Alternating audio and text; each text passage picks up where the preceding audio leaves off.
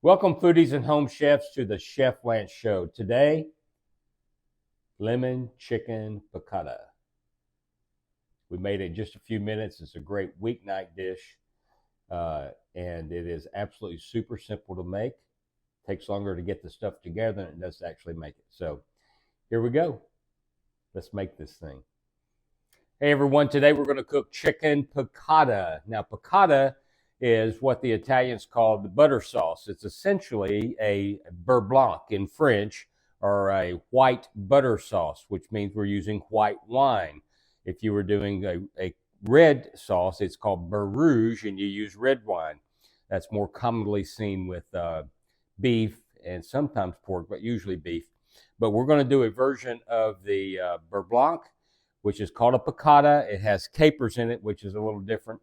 And then we're going to also have a technique where we're going to slice the chicken breast lengthwise to get it thinner. And then we're actually going to use a mallet to pound the chicken breast evenly so that it is even across all of it and will cook evenly as a result. So we'll be showing you how to use this. We'll show you how to slice it into what's called a scallopini. And so with those two Italian words explained and defined, let's get on with this thing. So what are we starting with today? Well, today I've got my standard cooking oil. You probably remember that that is 1/2 clarified butter, 1/2 canola or a neutral oil.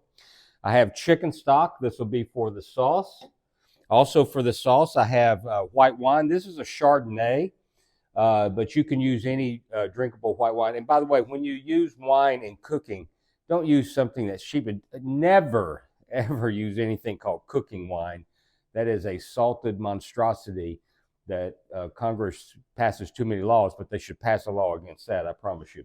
But use a wine that you're willing to drink. Actually, you could use a wine you're going to have with your chicken piccata. But this is a Chardonnay. You can use any drinkable white wine. Many times I use a Pinot Grigio, but I had Chardonnay on hand, so that's what we're using today. For the sauce. Also for the sauce are capers. Now, capers are the buds, the flower buds before they bloom to the, what the crap is that? I don't even remember what the plant's called. But anyway, they're delicious. And whoever figured out you could pickle these things and eat them was either brave or smart or both. It might have been a little foolish, I don't know. But that is capers that we, by the way, the pickling brine adds an acidity to this. And we're going to also use lemon juice. That's really going to make this thing pop. Now, this is a piccata is typically a lemon butter sauce, and so we have some lemon juice with the zest of the lemon. I'm going to show you how to zest using a tool called a microplane, and then we'll zest in Zeus like it's the Olympic gods. Zest and juice the other lemon I have, which is right here. We'll show you how to zest with the microplane, and then we'll cut it and juice it. I have parsley that goes also into the sauce, and we'll use some for garnish. And then we have lemon wedges for garnish as well, and for our guests to squeeze an additional amount of lemon on there. So what are our ingredient amounts? We have about I think the recipe calls for 1/4 cup each of chicken stock and white wine. Don't look too closely. There may be closer to 1/2 cup in there, but we're cooking to taste, so you do you. This is roughly 2 tablespoons of capers, about 2 tablespoons of lemon juice. I've added the zest, as I mentioned. Roughly 2 tablespoons of parsley, and that's the wedges from 1 lemon. I've also got here some flour. This is called Wondra. Wondra is a finely milled flour that originally was designed to thicken things. You can sprinkle it directly on your soup or stew, and it just mixes quickly and thickens. But it's also great for doing delicate breading. And so we'll be seasoning this with our salt and pepper that I always have on hand. We'll season that, mix that together, and that will bread our chicken. And then the star of the show, well, actually, I think this is the guy who supports the star, which is the sauce. But this part of the show is our nice, beautiful chicken breast. And let's go over the equipment. I've already showed you the mallet. By the way, the mallet has 2 sides. It has a smooth side. That's what we'll be using today.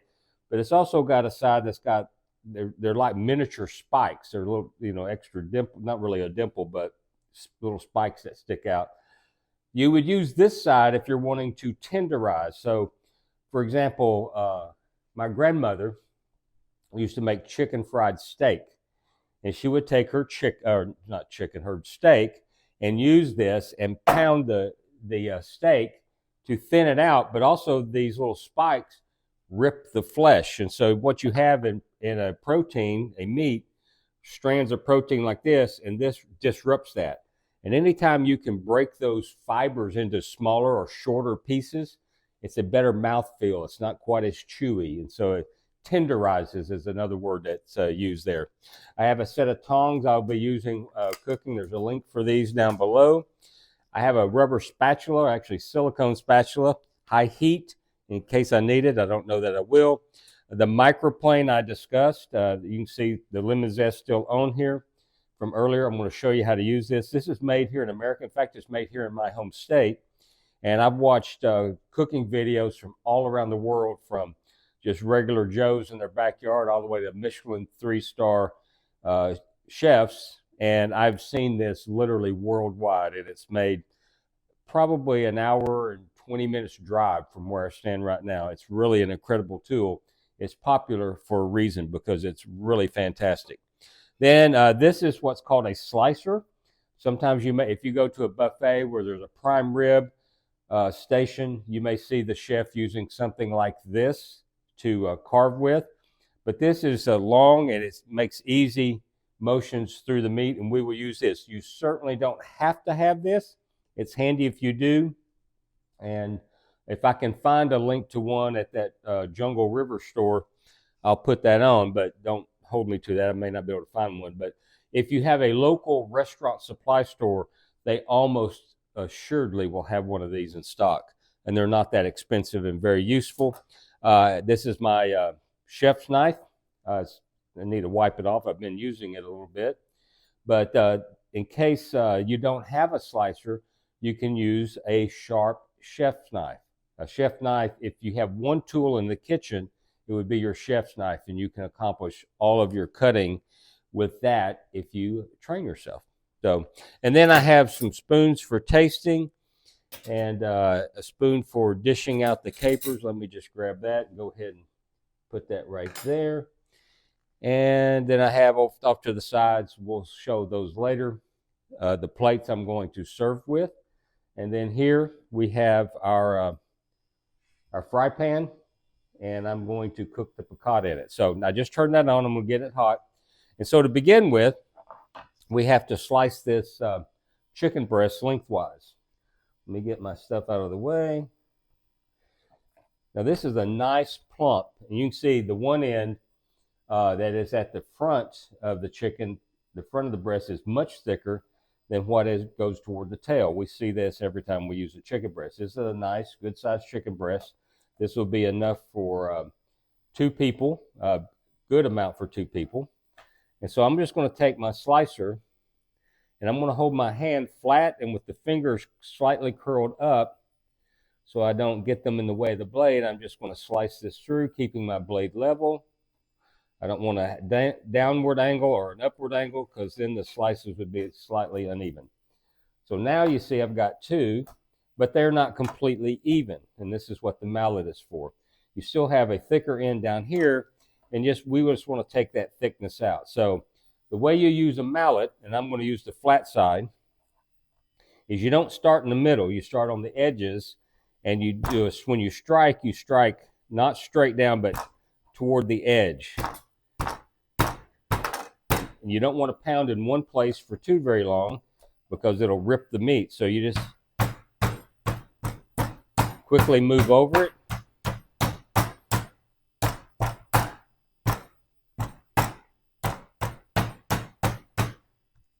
There, now we have a fairly even chicken breast on that side, and now just to do that work on this half.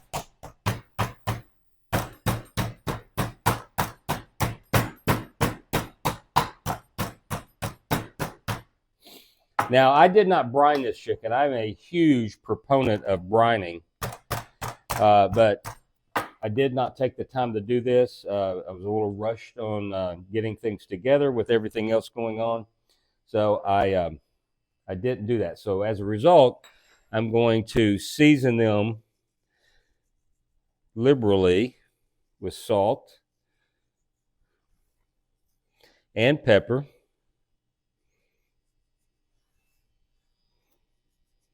So now that I've got that done, I'm going to flip them over. Do the same thing on the other side. And they are ready for breading. Now, we don't want a heavy breading on here, not a lot of flour, okay?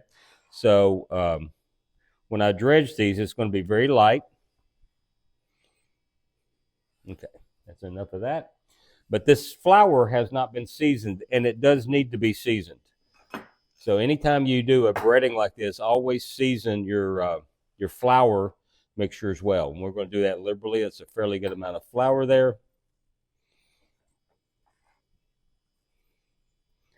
Salt and pepper. A little more salt. Take my small whisk here, work that in.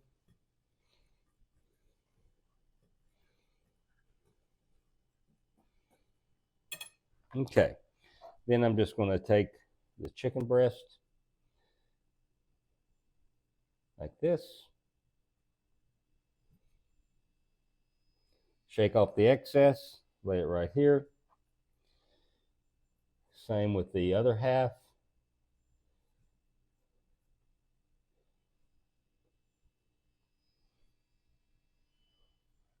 Has enough flour to actually bread, looks like about 10 chicken breasts. So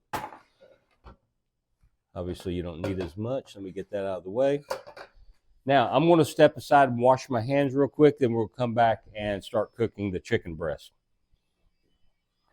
Okay, so now my pan is hot. Now let me go get some water on my fingers. The way you tell if your pan is hot is you can throw some water, and if it dances around, forms a ball and dances, then we are good to go. And that one is plenty hot enough. Wow, that thing is really dancing. If I tilt it, it goes to the bottom. You can't see it, but trust me, it is. If it just flattens out and slowly evaporates, your pan's not hot enough. So now that it is hot enough, I'm going to take my oil, and I'm going to get in here. And immediately, that's the remaining little bit of water sizzling there. And it immediately begins to smoke. I am going to slide that off, turn the fire down to about a medium, and my tongs right here. And now I'm going to set this in the flame. Now, anytime you put something with oil in the pan, always take the meat or whatever you're frying or sauteing and drop that thing away from you so you do not splatter yourself. Now I'm going to pull that back over the heat. I've reduced that to a medium. And right now I'm going to move these items out of the way since we don't need them, and we'll get back to cooking. All right, so you can hear it sizzling. What I'm going for here is a golden brown on here. I'm not necessarily cooking them through at this minute. That is going to happen after I get them ready to go. Let me grab a plate to put them on when they're ready to pull out. But in the meantime, let me look. So you can see we're starting to get some color. I want a little bit more color on there, but that is developing very nicely. Very nicely.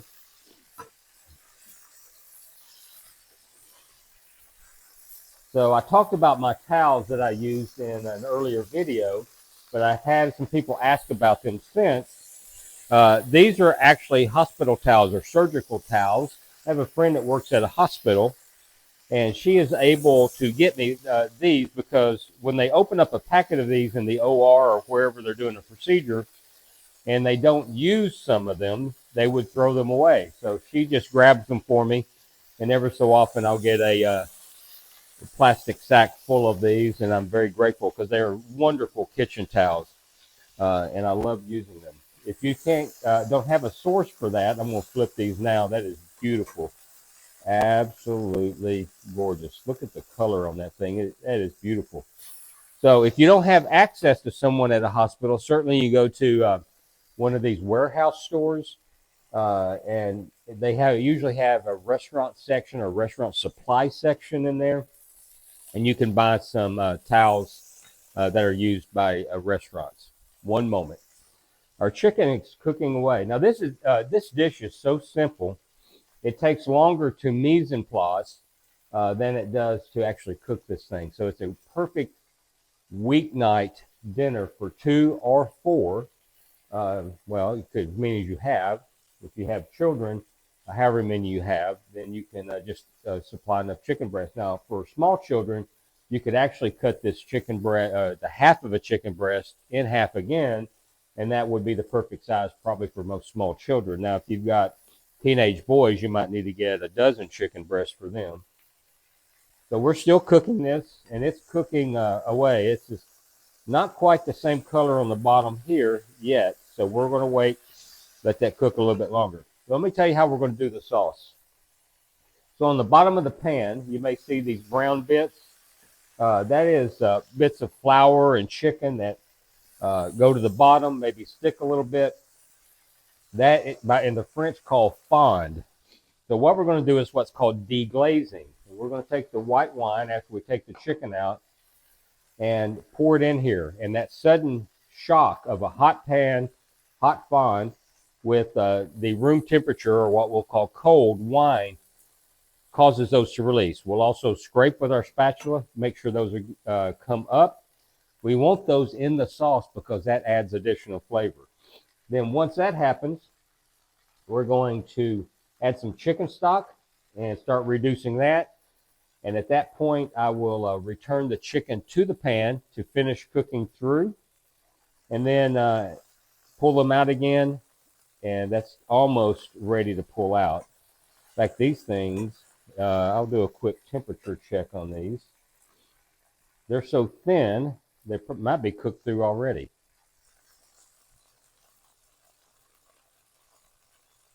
And we are at, wow, we're at 165. Those things are cooked through. So I will not need to return those to the pan. If you're using a thicker chicken breast, you may need to do that to get the right temperature. By the way, you can get these thermometers also online or at your local restaurant supply, and I highly recommend them for safe cooking. So now let's deglaze, and we'll turn the fire up just a little bit. Hear a little bit of a sizzle. And we'll take that wine vapor. Whew.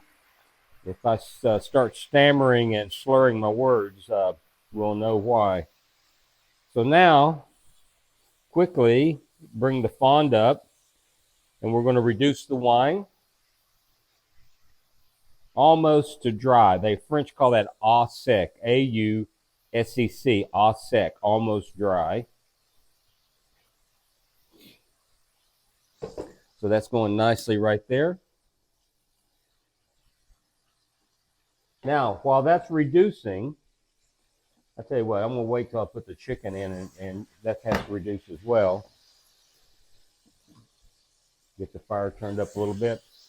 One of the things that I learned in culinary school, my late mother would be appreciative of if she were still living. I learned to clean up as I go. I was not that way for a long time, most of my life, so I'm ashamed to say, but now I like to wipe up and clean as I go. So you can see this is starting to thicken a little bit, reduce. That means the alcohol and water vapors are going up and out of the liquid, and it is getting to the point where it's almost au sec. We will add the chicken stock, and we're going to want to reduce that by half at that point. And man, shaking that up just caused all kinds of nonsense to go on here. Woo! Don't do what I do. I'm a trained professional. Don't try that at home. Wow, here's the deal. That water coming off is really popping right now, and actually got a little bit just below my eye. So don't do that leaning over nonsense like I did. So to calm that down, I'm going to add the chicken stock now. Thank you very much, and I'm going to back the heat off just a little bit. So now, let's get on with zesting. So this is the microplane, and it has a channel in it. I hope you can see that. So this acts like a little trough to catch things. And the sharp end is down like this. Now you'll see a lot of chefs who will rub the fruit over something and zest over the top. Okay, if you're trained and know what you're doing, that's not bad if you're doing a final garnish. But really, what you want to do is take this, hold it in this hand, and then in your dominant hand, hold the zester, and you just want to work across and then back and forth. You can see it's a little bit lighter yellow here. Do not go down to where it's white. That's where it gets bitter. So you just want to lightly work this across, and because you have the channel turned up, it's going to catch the zest in there, which is really, really nice and handy. So anytime you need juice from a lemon, don't buy the bottled stuff. Just buy a couple fresh lemons. The fresh juice is always better. I'm checking my chicken broth. It still needs to reduce just a little bit. But that lemon juice is kind of dull. So we're going to use fresh lemon juice.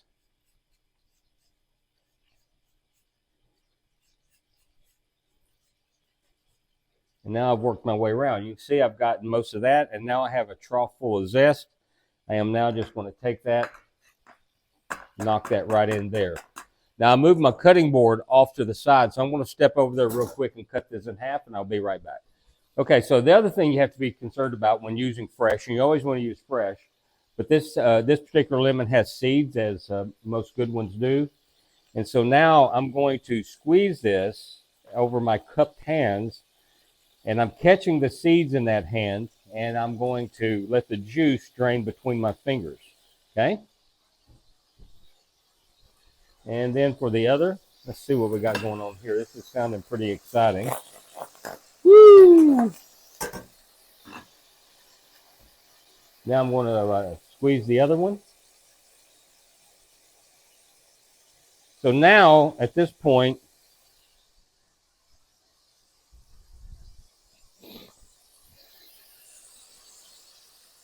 we have really reduced that to where we want it.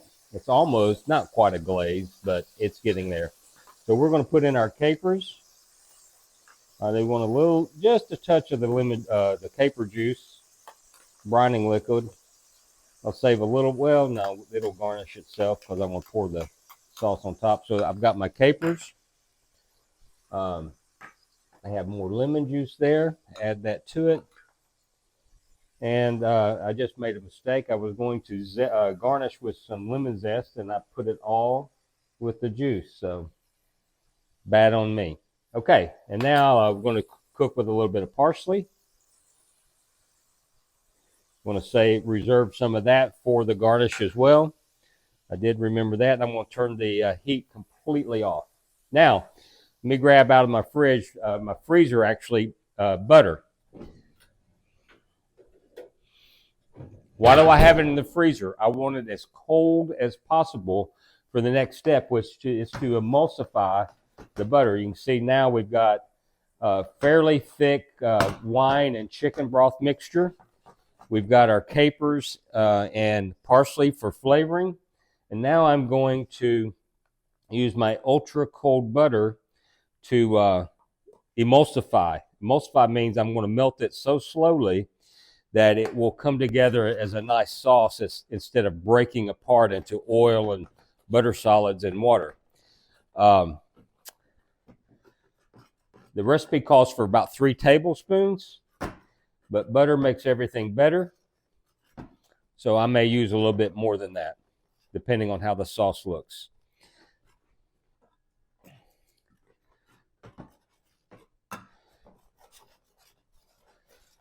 And this is coming together nicely. So just by shaking it back and forth, you can also use a whisk. You can use your tongs. You just want to keep it moving. If it stops emulsifying, then you can put a little bit of heat under it. You just don't want so much heat you're going to break the butter. I'm actually going to add a couple of more because I like it. So honestly, I'm just going to shoot straight with you. That's a whole stick of butter in there right now. But I like butter.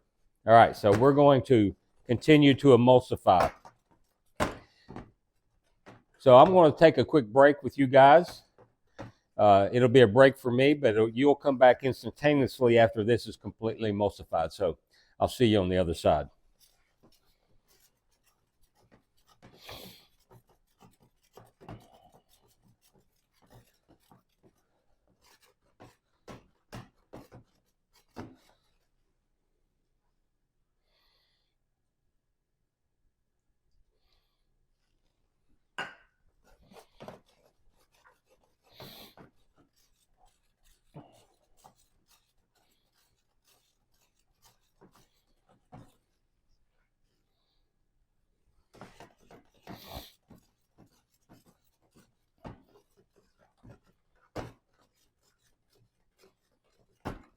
Taking a lot longer than I thought.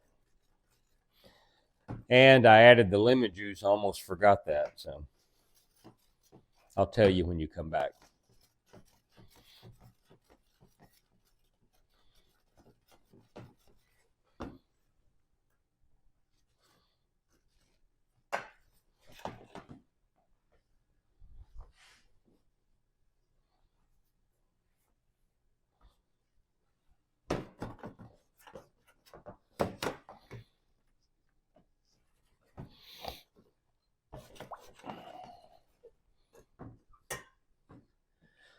Okay, welcome back. We are emulsified. There's just a little, I mean, not even a full piece. It'll be gone in about 5 seconds. There it is. Now, I had almost forgotten to add the lemon juice. So I did that while you were away. And I've got just a little bit less. I'm going to put that in there, all of that with the zest we did. Give that a final shake. Now,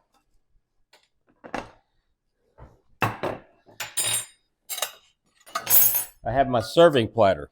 So what I'm going to do is grab a spoon, first of all, and I'm going to taste this sauce because it does have lemon juice, which is an acid. It has the acid from the caper pickling brine, but it may need additional seasoning. So I'm going to give it a taste. It does. You should always taste things as you go, so that you get the proper seasoning. If you're seasoned at every step along the way, then your final product will be seasoned as well. We'll get that incorporated. Grab another spoon, clean one.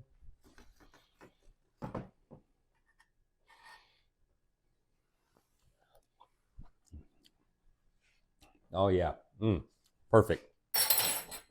Maybe a little pepper. All right, perfect. Now, I'm going to take my bigger spoon, and I'm going to take some of the sauce, and I'm going to put it down.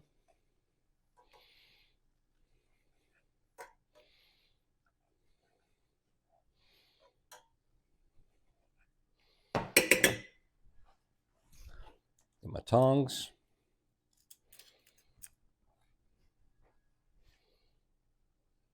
Actually, I want the other one on first.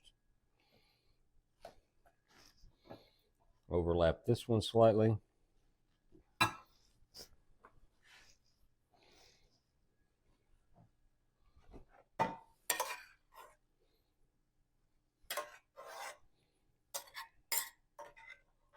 Now we're just getting ready to serve. I'm going to pour, obviously I don't need that much sauce, so there we have it.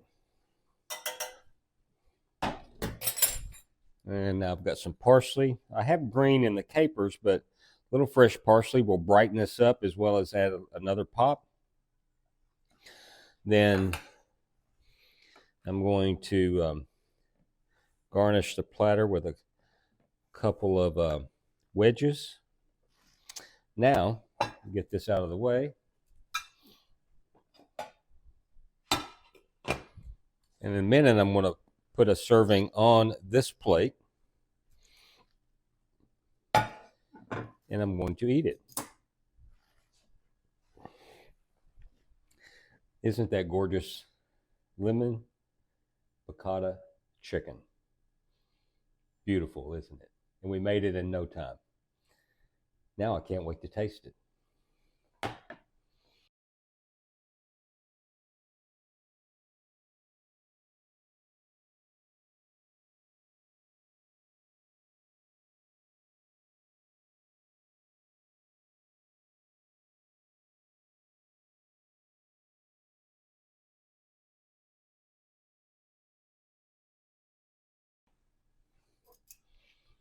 Okay, now it's tasting time. So I've got this ginormous plate here, and I'm going to put a piccata on that.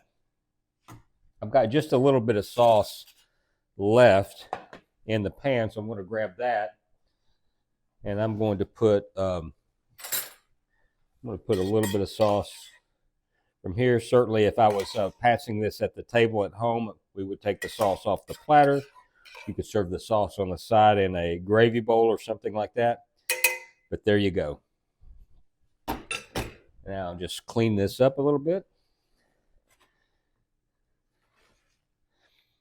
And there's my knife and fork. Now I'm gonna get to try this thing. This is the best part of the job. Beautiful, not overcooked, just right actually.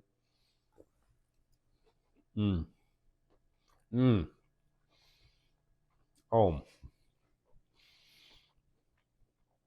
that is so delicious. I cannot wait for you to make this and try this.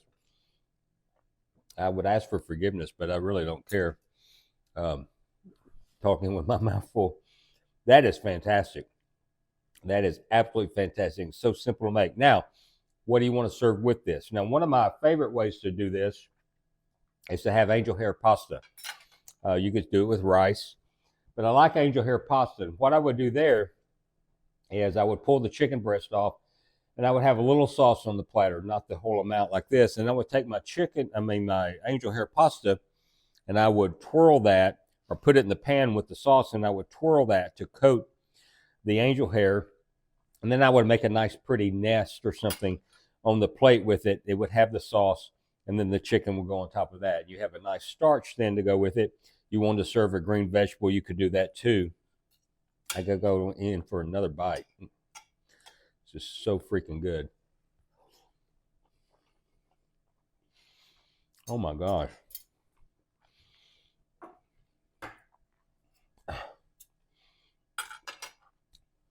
Make this thing at home. Share with me in the comments how it turns out. This is absolutely delicious.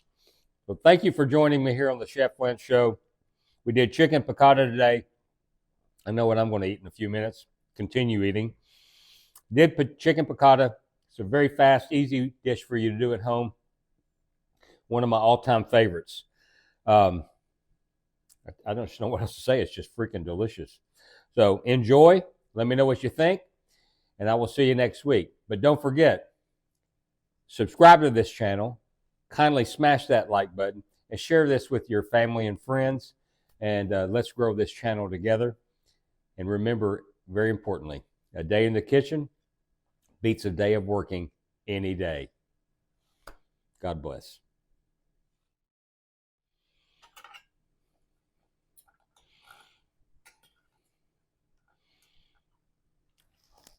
Mm. Mm. Mm. Mm.